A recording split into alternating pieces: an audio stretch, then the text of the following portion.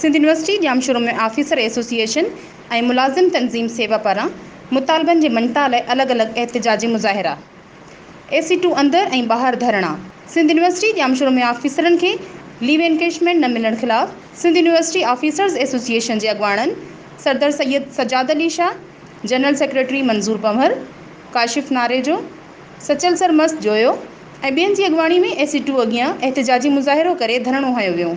इन मौक़े ते अॻवाननि जो चवणु हुयो त सिंध यूनिवर्सिटी जे ऑफिसरनि खे हर साल मिलंदड़ लीव एनकेशमेंट हिन भेरे माली खसारो ॼाणाए न पई ॾिनी वञे, जंहिं सबबि ऑफिसरनि में बेचैनी पखिड़ियल आहे।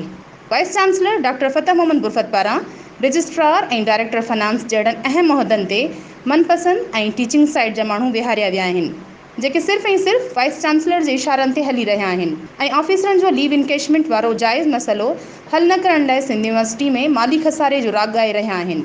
हिननि चयो त जेकॾहिं यूनिवर्सिटी में माली खसारो आहे त यूनिवर्सिटी खे मिलंदड़ करोड़े रुपया किथां था वञनि, उन्हनि जी बि जांच थियणु घुरिजे। हिननि मुतालबो कयो त ऑफिसरनि खे ईद खां पहिरियां लीव एनकेशमेंट ॾिनी वञे, ॿी सूरत में ईद खां पोइ एहतिजाजी तहरीक हलाई वेंदी। होॾां सिंध यूनिवर्सिटी एम्प्लॉइज़ एसोसिएशन जे सॾ ते सेवा सदर मोहम्मद अली घांगरो, जनरल सेक्रेटरी ज़ुल्फ़कार अली रुस्तमाणी, अहमद अली कुंभार, सोहराब बुरफत, यार मोहम्मद लगारी ऐं ॿियनि जी अॻवाणीअ में मुलाज़िमनि ईद एडवांस न मिलण ख़िलाफ़ AC2 अंदरि एहतिजाजी मुज़ाहिरो करे धरणो हयो वियो। इन मौक़े ते मुलाज़िम अॻवाननि मीडिया सां ॻाल्हाईंदे चयो त ईद में बाक़ी 3-4 ॾींहं बचिया आहिनि, पर अञा ताईं मुलाज़िमनि खे ईद एडवांस पघार न पई ॾिनी वञे।